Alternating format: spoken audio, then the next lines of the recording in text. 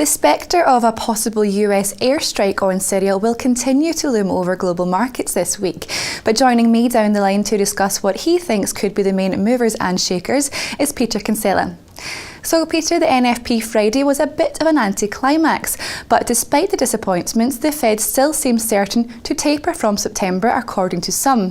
What are your thoughts, and how would you describe market sentiment as we enter the new trading week?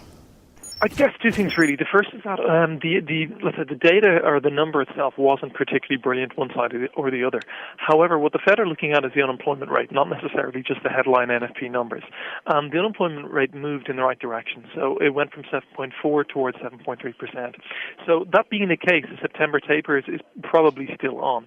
At least that's what the market seems to think, judging by the reaction in U.S. Treasuries and indeed in the dollar. While Treasuries weakened somewhat in terms of yield, and also while the dollar came off a little bit, it was by no means excessive. So also it seems that the market is still of the view that the September taper is going to take place. To be fair to the Fed, they've got a pretty difficult task ahead of them in the sense that the data that they've gotten so far in the last month or two has been quite mixed. Right? You've gotten job data which has been neither fish nor fowl. At the same time, you've gotten, let's say, retail sales data has been okay. You've seen other data such as car sales data has been very, very decent. So all told, they've got a very, very difficult sort of situation to deal with, and it's not easy for them. There's no doubt about that. So we have Chinese data to be released this week and retail sales from the US. But which economical or political event would you suggest our viewers keep their eye out for? I think a couple of things. The first thing is to have a decent look at some of the emerging market data, especially Chinese data that are coming out, be it inflation data and so on. One of the things at the moment is that you're seeing a very mixed picture from EM in general. What you're seeing is some data that's been slightly better than expectations in recent weeks, and that's definitely a positive or a benign development. At the same time, you've got other sort of current account deficit countries which are obviously going through a rather difficult time. So really keeping an eye on sort of Chinese data releases is going to be quite important. In the US, of course, looking at retail sales is going to be, a key sort of variable for investors over the coming weeks. However, one thing to note is that August is typically a rather quiet month in terms of people on holidays and so on. So it's hard to read too much into the data in that sense.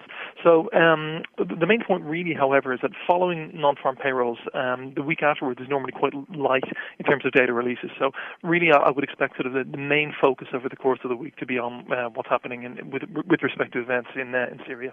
We also have UK unemployment data on Wednesday. Governor Mark Carney has indicated the Bank of England will keep rates at a record low level until the rate falls to 7.0%. However, markets appear to have become increasingly sceptical of Carney's pledge. What are your thoughts? He said that he expects sort of unemployment they're not going to move rates until sort of unemployment goes to in and around 7%. Even the most ambitious forecasters don't think that's going to happen for at least 2 years. Right. So realistically, you're looking at end 2015, even the start of 2016, before rates are likely to move higher. Markets as always get ahead of themselves, and I guess one of the reactions that you've seen in gilt and sterling markets recently has really been a catch-up to what happened during sort of May and June and July. When we knew that Governor Carney was coming in, sterling actually sort of had a nearly asymmetric reaction function to UK data. Data came out on pretty much the positive side, and the pound didn't really do an awful lot. Because market participants were expecting basically the MPC to go for a much more aggressive form of forward guidance, and in particular that might have meant, for example, a nominal GDP target. Given that they didn't do that, it now means that sterling and indeed sort of yields have a little bit of room to catch up with sort of developments in UK economic data. So therefore, what you're seeing really is a catch up in play in terms of market sentiment. It doesn't really mean, to me at least, that markets are really going to start expecting the MPC or the BOE to hike rates sooner rather than later. I think anybody who thinks that is going to be disappointed, in big size. We seem to be in a cyclical recovery, but with that in mind, some experts are uncertain whether the US dollar is going to strengthen or collapse. What is your outlook, Peter? Well, I certainly don't think it's going to collapse. That's for sure. For me, frankly, I think the stars are really aligning for a broadly stronger dollar. You've got to look at two things. First of all, look at what they're doing. They're looking to taper and cease quantitative easing, pretty much by the earlier or mid part of 2014. So that's a positive development, especially seen in the light of the Bank of Japan, who are still increasing their stimuli. You're looking at the ECB, which hasn't as yet had to intervene via the OMT program, but still could, and amongst other things like that. So it's a benign development that certainly for the dollar that they're going to stop the QE process. That's good. Second point is that if you look at interest rates, they're definitely moving decisively in favor of the dollar. You can see the US 10 years are really, yields are screaming higher. European yields are going higher, but that's purely a reflection of the broader Treasury move. It's nothing to do really with what's happening in Eurozone fundamental data. If you look at unemployment data, it's definitely moving in the right direction within the US, and the contrast with, say, the Eurozone and elsewhere couldn't be clearer.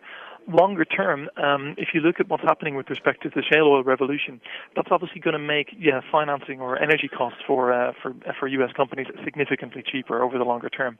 So there were a lot of reasons to be bullish about the dollar. I think what you're seeing at the moment is just a broad sort of correlation breakdown, and that's quite consistent with the change of regime.